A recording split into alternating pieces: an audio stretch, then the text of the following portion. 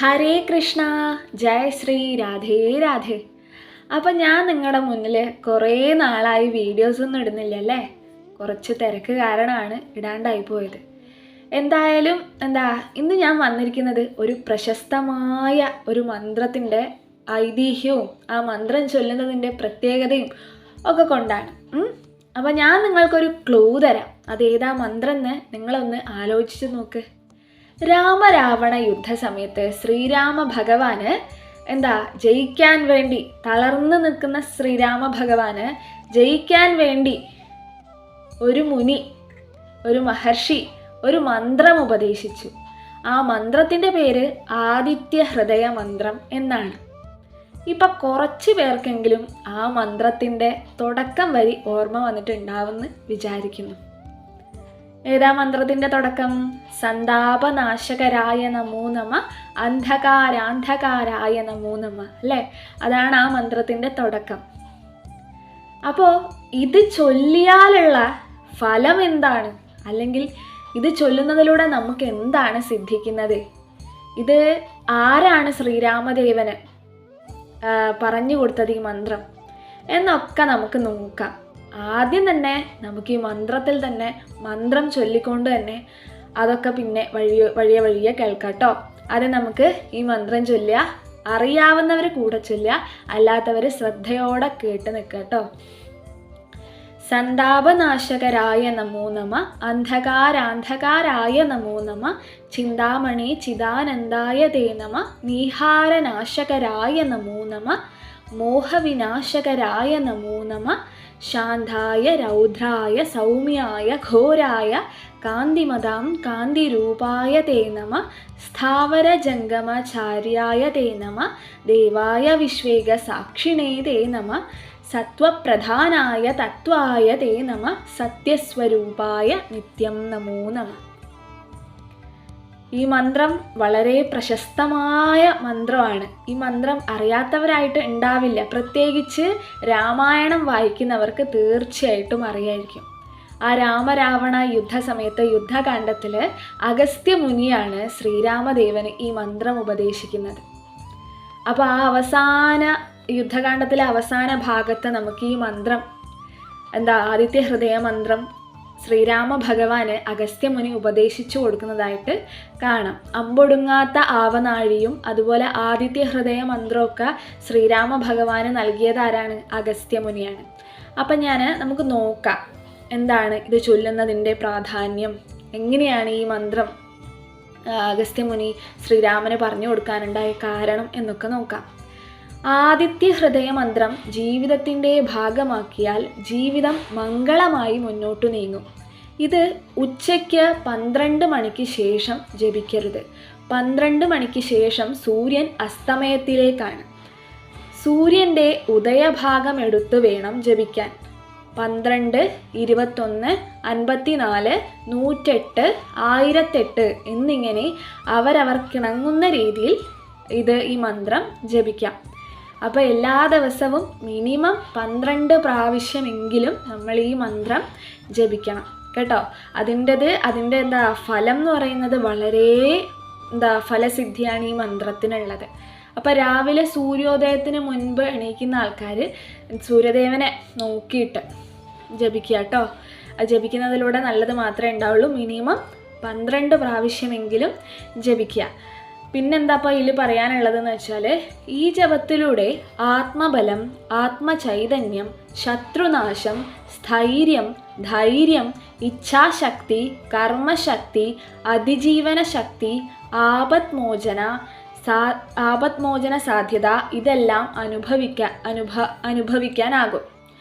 സൂര്യനെ തന്നെ ഗുരുവായി സങ്കല്പിച്ച് മനസ്സ് ശുദ്ധതയോടുകൂടെ വെച്ചിട്ട് പ്രഭാതത്തിൽ ജപിക്കണം.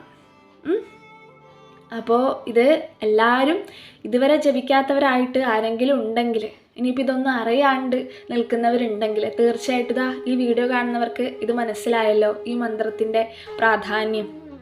അപ്പോൾ എന്ത് ചെയ്യുക? ഇന്നല്ല നാളെ മുതൽ കാലത്ത് തന്നെ 12 മണിക്ക്, ഉച്ചയ്ക്ക് 12 മണിക്ക് മുന്നേ തന്നെ ഇത് ചൊല്ലണം സൂര്യദേവനെ നോക്കിയിട്ട് കേട്ടോ. എന്നിട്ട് 12 പ്രാവശ്യം, മിനിമം 12 പ്രാവശ്യമെങ്കിലും ചൊല്ലുക. പിന്നെ സൂര്യ നമസ്കാരം ചെയ്യുന്നവരുണ്ടോ? സൂര്യ നമസ്കാരം വളരെ പ്രാധാന്യമായിട്ടുള്ളൊരു ആസനാണ്. സൂര്യ നമസ്കാരമാണ്. സൂര്യന് നമ്മൾ കൊടുക്കുന്ന, സൂര്യദേവന് കൊടുക്കുന്ന നമസ്കാരമാണ്. അപ്പോൾ അത് മിനിമം 3 എന്ന രീതിയിലാണ് സൂര്യ നമസ്കാരം ചെയ്യുക.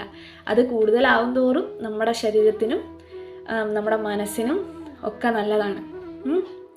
മിനിമം 3 എന്നാണ് സൂര്യ നമസ്കാരം പറയുക. ആദ്യം ചെയ്യുന്നവർക്ക്, ബിഗിനേഴ്സിന് 3 തവണ തുടങ്ങിയാൽ മതി. പിന്നെ അത് കൂടി വന്നാൽ മതി കേട്ടോ. എല്ലാ ആസനങ്ങളും, യോഗയിലെ എല്ലാ ആസനങ്ങളും സൂര്യ നമസ്കാരത്തിൽ പെടുന്നുണ്ട്.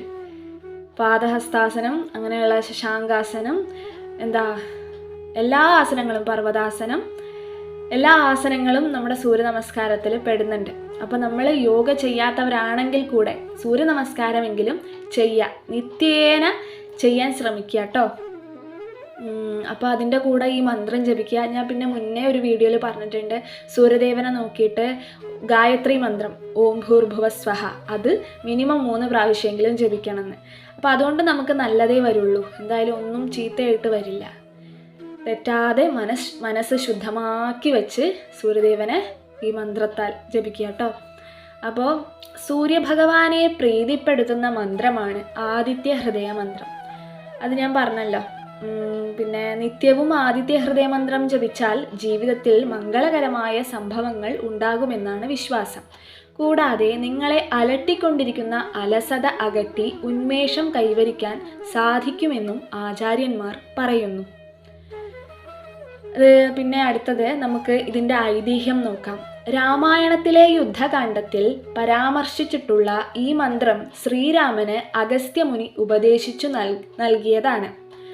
രാമരാവണ യുദ്ധത്തിൽ രാമൻ തളർന്നിരിക്കുമ്പോൾ ദേവന്മാരോടൊപ്പം ആകാശത്ത് യുദ്ധം കണ്ടുകൊണ്ടിരിക്കുന്ന അഗസ്ത്യമുനി താഴേക്ക് വന്ന് രാമന് ഈ മന്ത്രം ഉപദേശിച്ചു നൽകുന്നതാണ്. ഇത് 3 പ്രാവശ്യം ചൊല്ലിയ രാമന് ശക്തി തിരികെ ലഭിച്ച് രാവണനെ വധിച്ചുവെന്നുമാണ് ഐതിഹ്യം. അപ്പോൾ എല്ലാ ദിവസവും ആദിത്യ ഹൃദയമന്ത്രം ജപിക്കുന്നത് വളരെ അത്യുത്തമമായിട്ടുള്ള കാര്യമാണ്. അപ്പോൾ ആദിത്യ ഹൃദയമന്ത്രം അറിഞ്ഞൂടാത്തവരുണ്ടെങ്കിൽ ഞാൻ ചൊല്ലിയത് നോക്കിയിട്ട് എഴുതിയെടുക്കുക. അല്ലാത്തവർക്ക് ഞാൻ എന്ത് ചെയ്യാം, ഈ ആദിത്യ ഹൃദയമന്ത്രം ഞാൻ ഈ വീഡിയോൻ്റെ അവസാനം ഇടാം കേട്ടോ. അപ്പോൾ എല്ലാവരും നാളെ മുതൽ ആദിത്യ ഹൃദയമന്ത്രം ജപിച്ചു തുടങ്ങണം കേട്ടോ. അപ്പോൾ ഈ മന്ത്രം ജപിക്കേണ്ടത് കിഴക്കോട്ട് നോക്കിയിട്ടാണ് കേട്ടോ. കിഴക്കോട്ട് നോക്കി സൂര്യദേവന് ആദ്യം ഒരു നമസ്കാരം നൽകുക അല്ലേ. നമ്മൾ ഒരാളെ രാവിലെ തന്നെ കാണുന്ന സമയത്ത് അയാളോടൊരു പുഞ്ചിരി ഉണ്ടാവില്ലേ അല്ലേ? ഒരു മനുഷ്യനോട് നമ്മൾ പുഞ്ചിരി കാണിക്കില്ലേ? അല്ലെങ്കിൽ ഷെയ്ക്ക് ഹാൻഡ് കൊടുക്കും, അല്ലെങ്കിൽ നമസ്കാരം ഉണ്ട് എന്ന് പറയില്ലേ? അതുപോലെ തന്നെയാണ് സൂര്യദേവന് ആദ്യം നമ്മൾ നമസ്കാരം ചെയ്യുക. ശേഷം ഇനിയിപ്പം സൂര്യ നമസ്കാരം ചെയ്യുന്നവർക്ക് അത് ചെയ്യാം. ശേഷം ഗായത്രി മന്ത്രം ജപിക്കുക മിനിമം 3 പ്രാവശ്യമെങ്കിലും. ശേഷം ഈ മന്ത്രം ആദിത്യ ഹൃദയ മന്ത്രവും കിഴക്കോട്ട് നോക്കിയിട്ട്, സൂര്യദേവനെ കിഴക്കോട്ട് നോക്കിയിട്ട് ജപിക്കുക. അപ്പോൾ എല്ലാവർക്കും ഇതിൻ്റെ ഐതിഹ്യവും ഇതിൻ്റെ ഫലസിദ്ധിയും ഒക്കെ മനസ്സിലായിട്ടുണ്ടെന്ന് കരുതുന്നു. എന്നാലോചിച്ച് നോക്ക്, ശ്രീരാമദേവന് രാവണനെ വധിക്കാൻ ഈ മന്ത്രം കൂടെ സഹായിച്ചിട്ടുണ്ട്, സൂര്യദേവൻ്റെ അനുഗ്രഹം. അപ്പോൾ നമുക്കും നമ്മുടെ ലക്ഷ്യത്തെ പ്രാപ്തമാക്കാനും ഫലസിദ്ധിക്കൊക്കെ ഈ മന്ത്രം വളരെ ഉത്തമമാണ്. അപ്പോൾ എല്ലാവരും നാളെ തൊട്ട് തന്നെ ചൊല്ലിത്തുടങ്ങുക. ഹരേ കൃഷ്ണ, ജയ് ശ്രീ, രാധേ രാധേ.